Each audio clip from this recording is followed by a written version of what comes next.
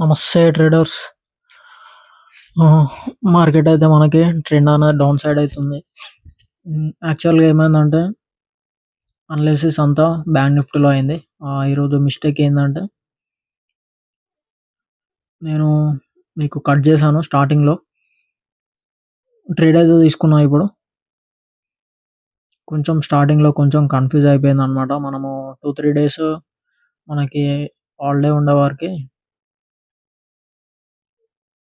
కొంచెం కన్ఫ్యూజన్లో అయితే ఎంట్రీ అయితే అయిపోయింది. యాక్చువల్గా మనది ట్రేడ్ అనేది ఫస్ట్ 5 మినిట్స్ బ్రేక్ కాగానే ఎంట్రీ అనేది తీసుకోవాలి. కాకపోతే నేను ఇంతసేపు బ్యాంక్ నిఫ్టీ అయితే అబ్జర్వ్ చేసిన. అంటే ఇన్ని డేస్ మనము బ్యాంక్ నిఫ్టీలో ట్రేడ్ చేసాం కదా.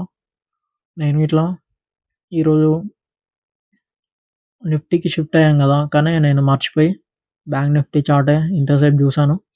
జస్ట్ ఇప్పుడే నిఫ్టీ చార్ట్ అయితే ఓపెన్ చేసా.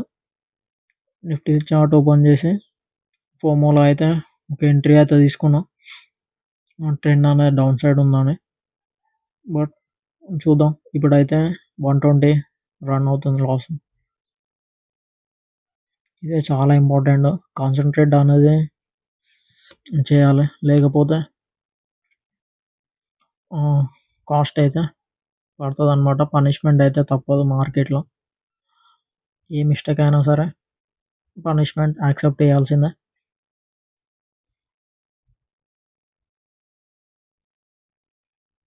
చూద్దాం. 79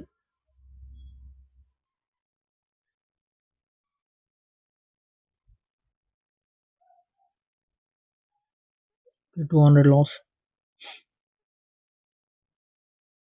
మనం ఆల్రెడీ 2 మిస్టేక్స్ అయితే అయ్యాయి.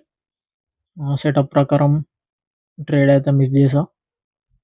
అంటే బ్యాంక్ నిఫ్టీలో chart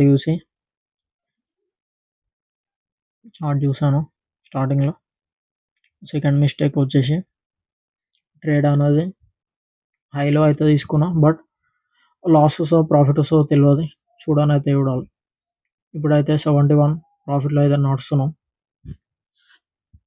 okay, again back to loss. 200 loss, 300. Okay, SL అయితే హిట్ అయింది.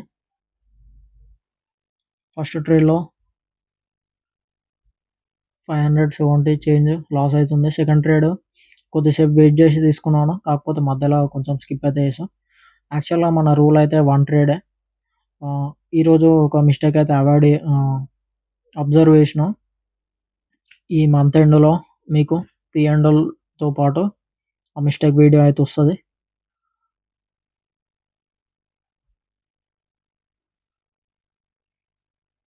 ఓకే, ఇది ఇట్లా సెలెక్ట్ అయింది. టోటల్ లాస్ వచ్చేసి 1144 రూపీస్ లాస్ ఈరోజు. ఇంకా ఎక్కువ మిస్టేక్స్ అయితే చేయను. లాస్ అయితే కంట్రోల్లోనే ఉంచేయాలి. దీంతో ఈరోజు డే అయితే క్లోజ్ ఫ్రెండ్స్. మళ్ళీ నెక్స్ట్ ట్రేడింగ్ సెషన్లో అయితే కలుద్దాం. బాయ్.